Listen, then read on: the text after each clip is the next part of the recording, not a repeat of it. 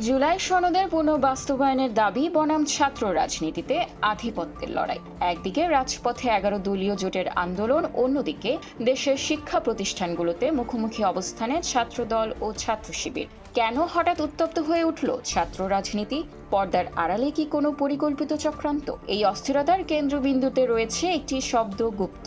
ছাত্র শিবিরকে ইঙ্গিত করে ছাত্রদলের দেওয়া দেয়াল লিখন ও গ্রাফিতিকে কেন্দ্র করে সংঘাতের সূত্রপাত। চট্টগ্রাম সিটি কলেজ থেকে শুরু হওয়া এই আগুনের আঁচ পৌঁছে গেছে রাজধানীর শাহবাগ, পাবনার ঈশ্বরদী এবং কুমিল্লার পলিটেকনিক পর্যন্ত। এক পক্ষ বলছে এটি গণতান্ত্রিক অধিকার, অন্য পক্ষ বলছে এটি সরাসরি উস্কানি।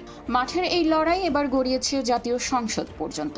গত বুধবার রাষ্ট্রপতির ভাষণের উপর আলোচনায় তপ্ত হয়ে ওঠে সংসদ কক্ষ। বিএনপির সংসদ সদস্য আব্দুল ওয়াদুদ ভুইয়া অভিযোগ করেন, বিরোধী দল সরকারকে নাজেহাল করতে চক্রান্ত চালাচ্ছে। তিনি হুঁশিয়ারি দিয়ে বলেন, জনগণ বসে থাকবে না। জবাবে বিরোধী দলীয় নেতা ডক্টর শফিকুর রহমান এই বক্তব্যকেও অসংসদীয় ও উস্কানিমূলক আখ্যা দিয়ে তা এক্সপাঞ্জ করার দাবি জানান। দুই ছাত্র সংগঠনের শীর্ষ নেতাদের অভিযোগ ও পাল্টা অভিযোগ এখন তুঙ্গে। ছাত্রদলের কেন্দ্রীয় সাধারণ সম্পাদক নাসির উদ্দিন নাসির বলছেন, তারা সর্বোচ্চ সহনশীলতা দেখাচ্ছে, কিন্তু শিবিরের পক্ষ থেকে একের পর এক উস্কানিমূলক কাজ করা হচ্ছে। অন্যদিকে শিবির সভাপতি নুরুল ইসলাম সাদ্দামের দাবি, ছাত্রদলের কোনো রাজনৈতিক এজেন্ডা নেই। তারা ছাত্রলীগের মতো ফ্যাসিবাদী চরিত্রে আবির্ভূত হয়ে ক্যাম্পাসে ক্ষমতার প্রভাব দেখাচ্ছে। রাজনৈতিক বিশ্লেষকরা মনে করছেন, ছাত্রদল ও ছাত্র শিবিরের এই বৈরী সম্পর্ক দীর্ঘস্থায়ী হতে পারে।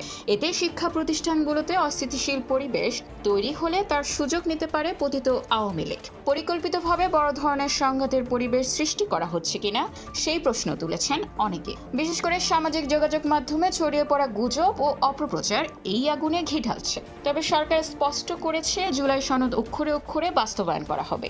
বিএনপি দলীয় সদস্য একেএম সেলিম রেজা হাবিব মনে করিয়ে দিয়েছেন, নিজেদের মধ্যে অসহিংসতা শুধু গণতন্ত্রকেই বিপন্ন করবে। দেশের ভবিষ্যৎ নেতৃত্ব যেখানে ছাত্র সমাজ, সেখানে রাজপথ আর ক্যাম্পাসের এই রক্তক্ষয়ী অবস্থান এখন সাধারণ মানুষের উদ্বেগের কারণ। সমাধান কি আলোচনার টেবিলে, নাকি সংঘাতই হবে শেষ পরিণতি? নিউজ ডেস্ক, খোলা কাগজ, ঢাকা।